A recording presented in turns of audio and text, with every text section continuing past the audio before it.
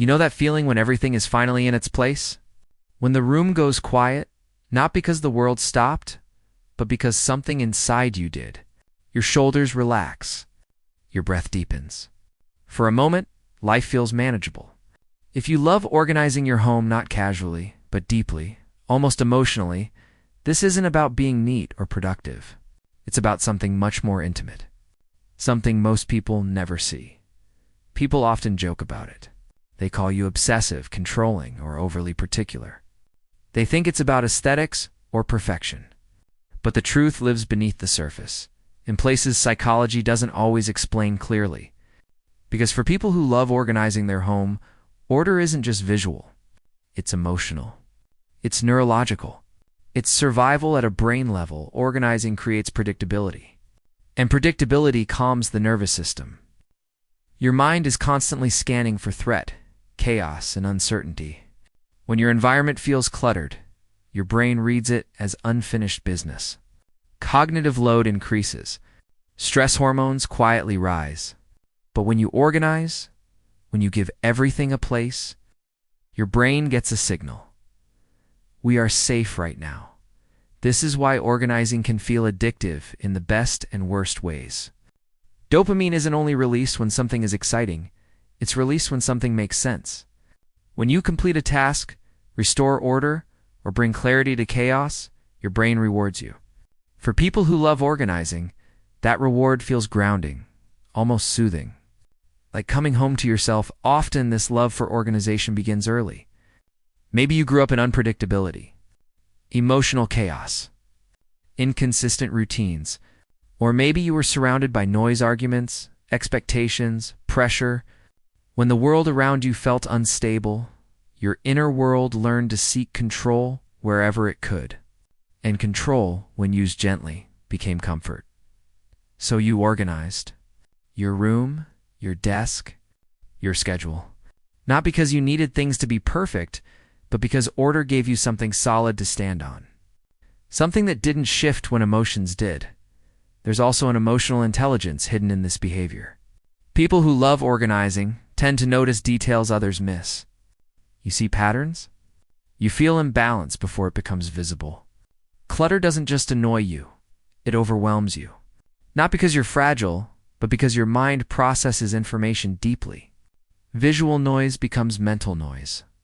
Organizing quiets that internal static. But here's where society misunderstands you. They think you're trying to control everything. What they don't see is how much you're trying to calm yourself.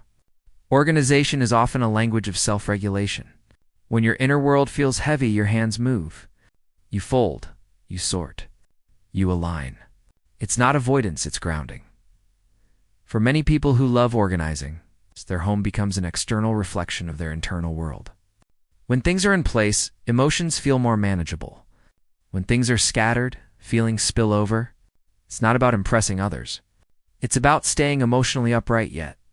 There's a quiet vulnerability beneath this love for order. Sometimes organizing isn't just about calm, it's about preventing overwhelm before it arrives. It's a way to stay ahead of chaos. And when life throws uncertainty your way, you may find yourself organizing harder, faster, more intensely. As if order could protect you from the unknown. This is where the shadow appears. When organization becomes the only way you feel okay, it can turn rigid. You may feel anxious when things are out of place, irritated when others disrupt your system, restless when mess lingers too long. What once brought peace can start demanding it. Not because you're controlling, but because your nervous system has learned to rely on order as safety. Psychologically, this is a form of coping. A smart one, honestly. But coping mechanisms, even healthy ones, can become limiting when they're the only tool we use. If disorder feels threatening, it may not be the mess you're reacting to, it may be the emotions it reminds you of. The unpredictability, the lack of control, the fear that if things fall apart outside, they might fall apart inside too. Still, there is something deeply beautiful about people who love organizing their home. You care about creating spaces that feel intentional. You understand that environments shape emotions. You know that peace isn't accidentally built. And in a chaotic world, that's a rare skill. People like you often carry more than they show. You hold responsibilities quietly. You think ahead. You anticipate needs. You create order, not just for yourself, but for others. Even if no one thanks you. Even if no one notices. But sometimes that caretaking turns inward and becomes pressure. The belief that if you keep everything together, nothing will fall apart. That if you stay organized enough, life will behave. And that's a heavy burden to carry alone. Here's the truth most people never tell you. It's okay if things are messy sometimes. Not just physically, but emotionally. Disorganization doesn't mean failure. It means you're human. And learning to tolerate a little mess without rushing to fix it can be an act of healing. A healthy organization feels calm. Unhealthy organization feels urgent. One comes from choice. The other comes from fear. And the difference isn't always obvious until you slow down enough to feel it. You don't need to stop loving order. You don't need to change who you are.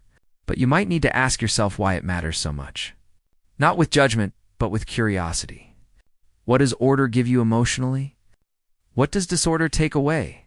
People who love organizing their home often have big inner worlds, sensitive systems, deep care. You notice what others overlook. And when you create order, you're not just cleaning, you're creating a sense of meaning in a world that often feels overwhelming. The healthiest version of you isn't someone who keeps everything perfect. It's someone who knows when to organize and when to rest. When to control and when to allow. When to fix and when to simply sit with what is. Your home doesn't have to be flawless to be safe. You don't have to hold everything together to be worthy. And peace doesn't disappear the moment something is out of place.